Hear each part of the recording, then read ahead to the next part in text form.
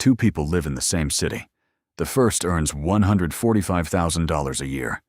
His apartment holds a 65-inch television, a rowing machine, a $900 espresso setup, 3 game consoles, and a storage unit 20 minutes away holding the furniture from an apartment he left 2 years ago.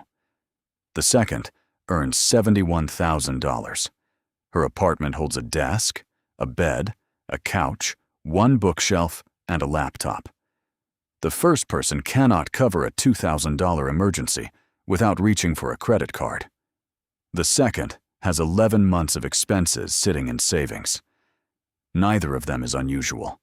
Neither of them made a single catastrophic decision. There was no gambling, no medical disaster, no long stretch of unemployment. One of them earns more than twice what the other does, and is, in every measurable sense, the more fragile of the two. The Bureau of Labor Statistics reports the average American household spent $78,535 in 2024. Housing took 33.4% of that. Transportation took another 17%. Before food, before healthcare, before anything a normal person would describe as a choice, more than half of the average household's money is already committed to things that arrived and never left. This isn't a story about income. It's a story about obligation. It's about how many of the things you already own are still quietly charging you, and how few people ever sit down and count them. Today, I'm going to walk you through the 8 rules that separate people who own their possessions from people whose possessions own them, regardless of what either group earns. Every number in this video comes from public data, and I'll name the source each time. This is education, not financial advice. Let me start with a concept that will reframe how you think about money for the rest of your life. Nothing you buy is ever finished being paid for. The price on the tag is not the price, it's the deposit. What follows the deposit is a stream of smaller payments that nobody quotes you at the register because they don't arrive as bills. They arrive in space. Every object you own occupies square footage you are renting or mortgaging.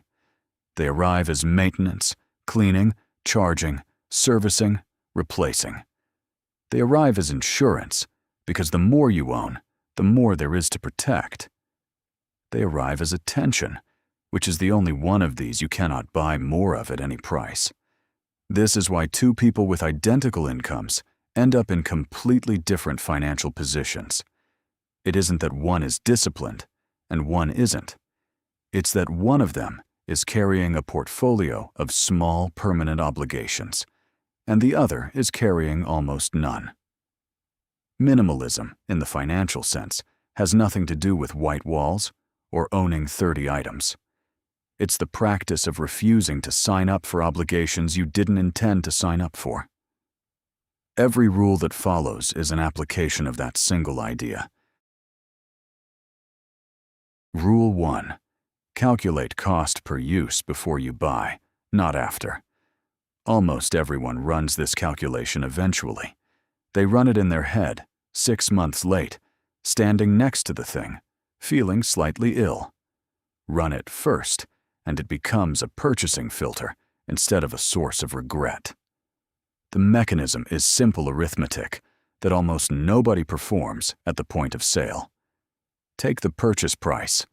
Divide it by the number of times you will realistically use the object, not the number of times you intend to.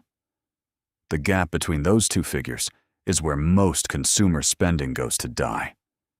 A YouGov survey found that 80% of Americans who bought home fitness equipment as part of a New Year's resolution had stopped using it after the first month. Not reduced usage, stopped. Take a $1,500 treadmill. Used 4 times a week for a year. That's roughly $7 per session. Genuinely competitive with a gym membership. Used 12 times before it becomes a place to hang laundry. It cost $125 per session. And you are still storing it, still cleaning around it, still paying for the square footage it sits on. Notice which direction the filter cuts. It does not tell you to buy the cheaper option. A $400 item used 200 times costs $2 per use. A $200 item used twice costs $100 per use. The expensive one is cheaper in any sense that matters. Someone who runs this filter on 3 or 4 significant purchases a year avoids somewhere between $1,000 and $3,000 in objects that were never going to be used every single year.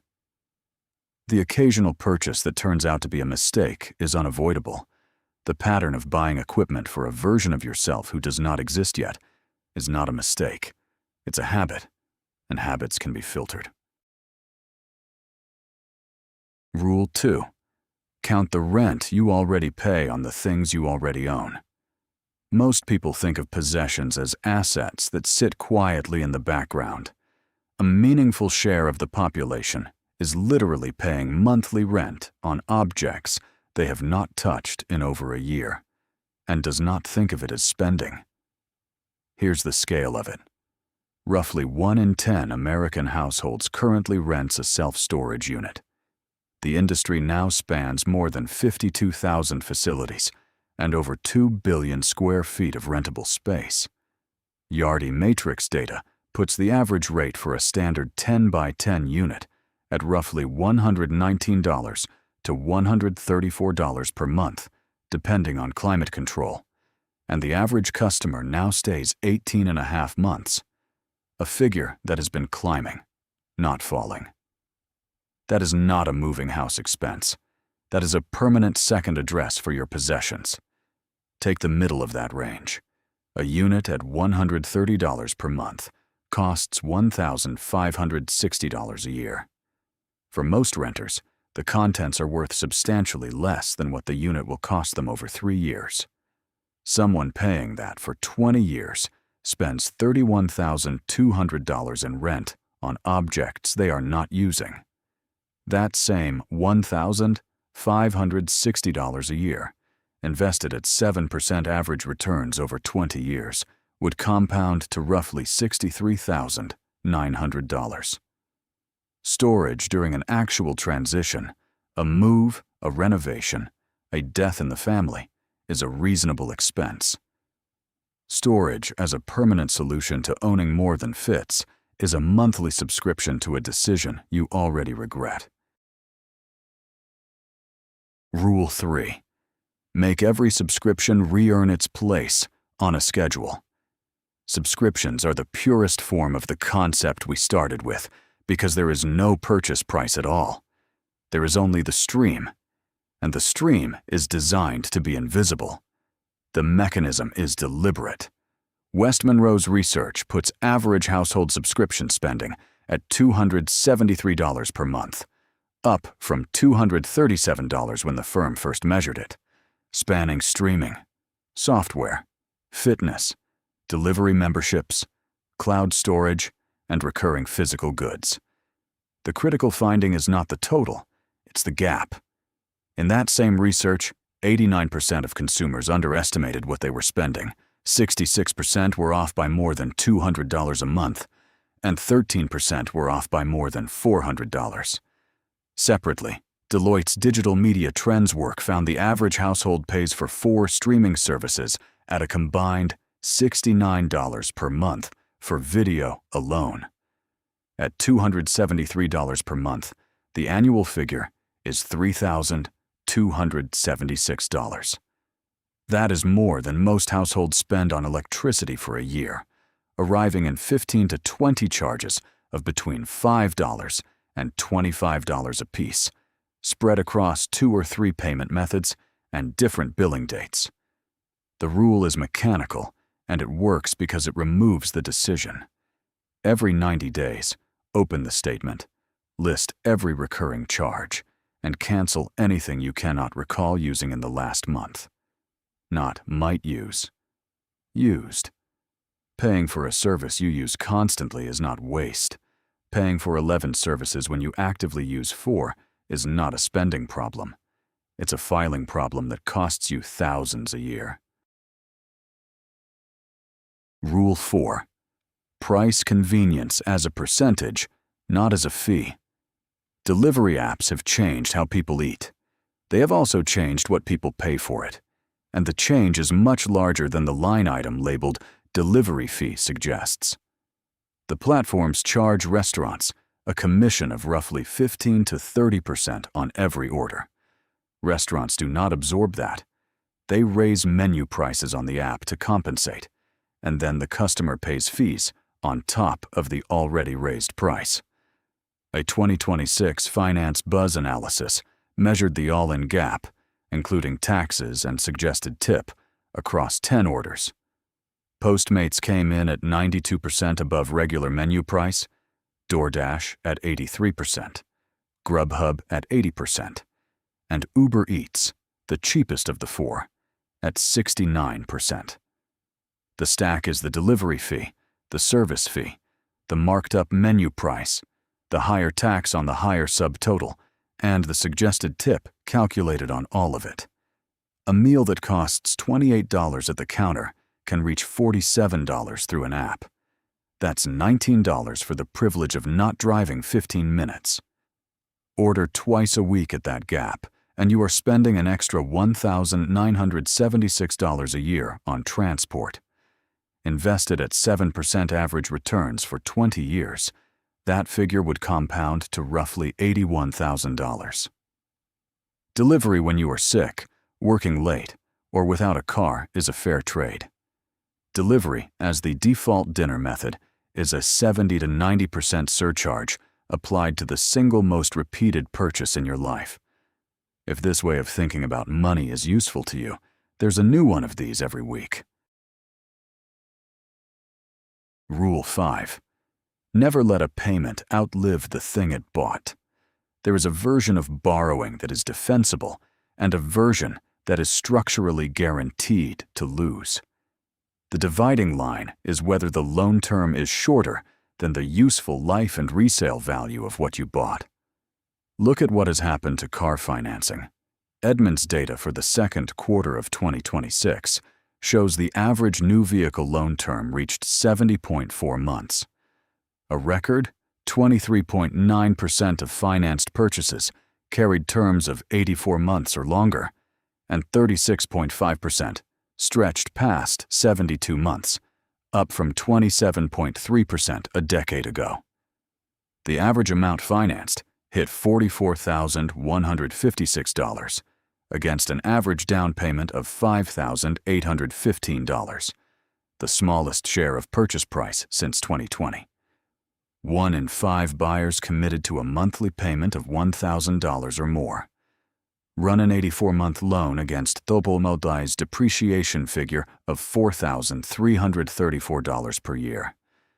By year 4, the borrower has paid over $37,000 and owes more than the vehicle is worth, with 3 years of payments still to go.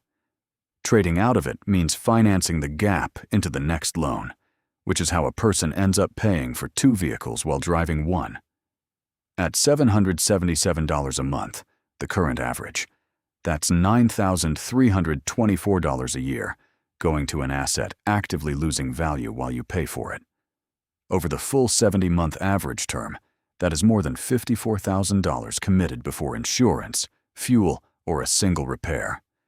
Financing a house or a tool that generates income is a different transaction entirely.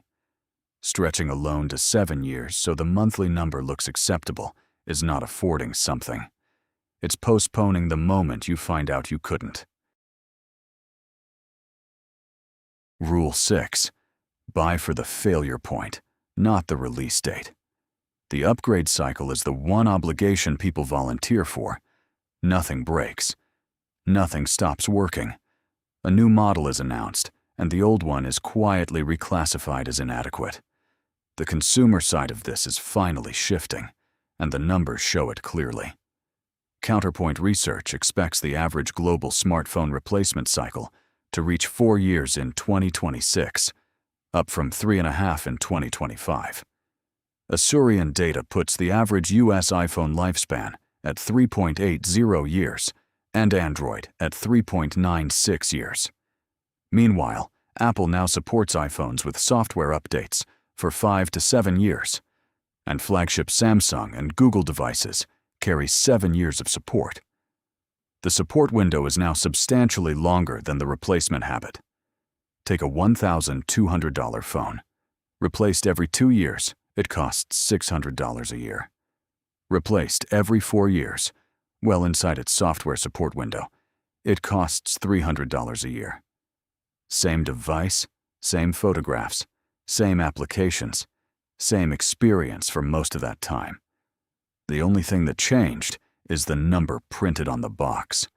Applied across a phone, a laptop, and a television, extending each replacement cycle by 2 years, frees roughly $700 to $900 a year without a single reduction in what you actually use. The industry has noticed this shift, which is why leasing and subscription hardware programs are arriving now.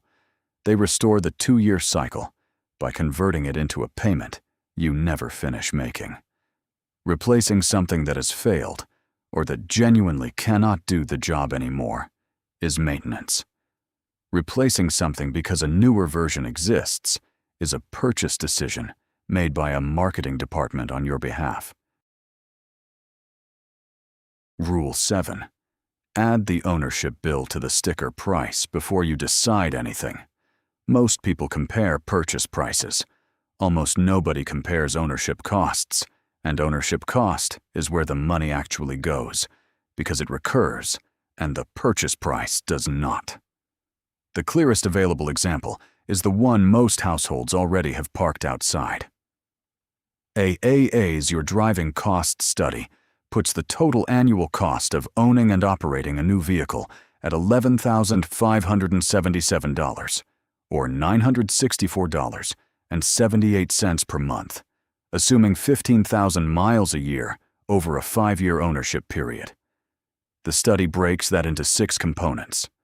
Depreciation at $4,334 a year, finance charges, fuel, insurance, maintenance and tires, and licensing and registration at $813.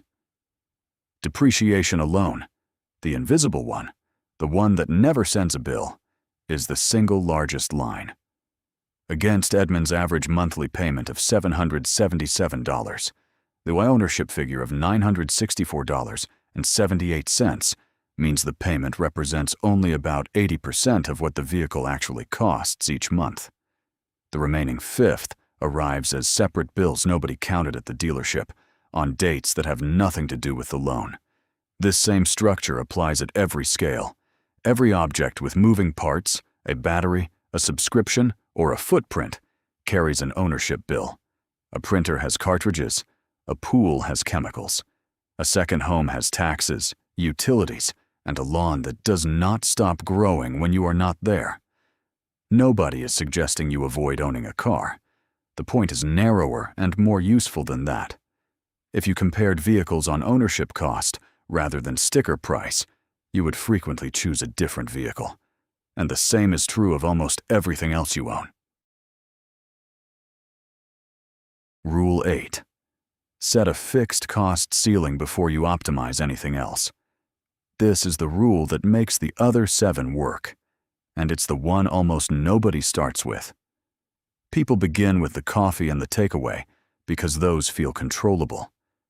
The 2 categories that actually determine financial outcomes are decided once and then run silently for years. Return to the anchor.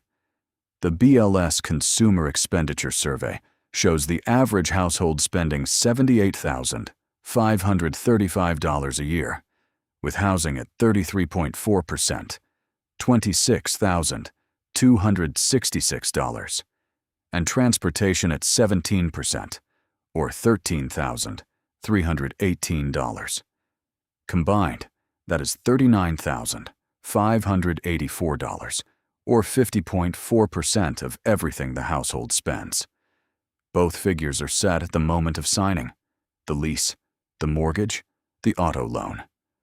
Neither responds to discipline afterwards.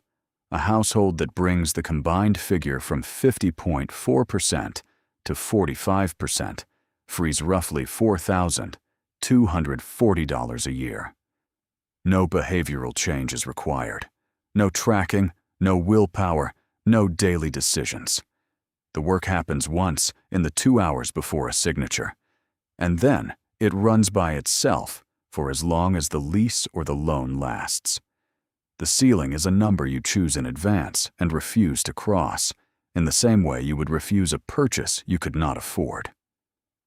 Write it down before you view a property or walk into a dealership, because the number you invent while standing in a place you already want is not a ceiling. That $4,240 a year, invested at 7% average returns, compounds to approximately $174,000 over 20 years. Over 30 years, it approaches $401,000. There is nothing wrong with spending on housing you love or a vehicle you need. But every percentage point above your ceiling is a decision you made once and will keep paying for daily.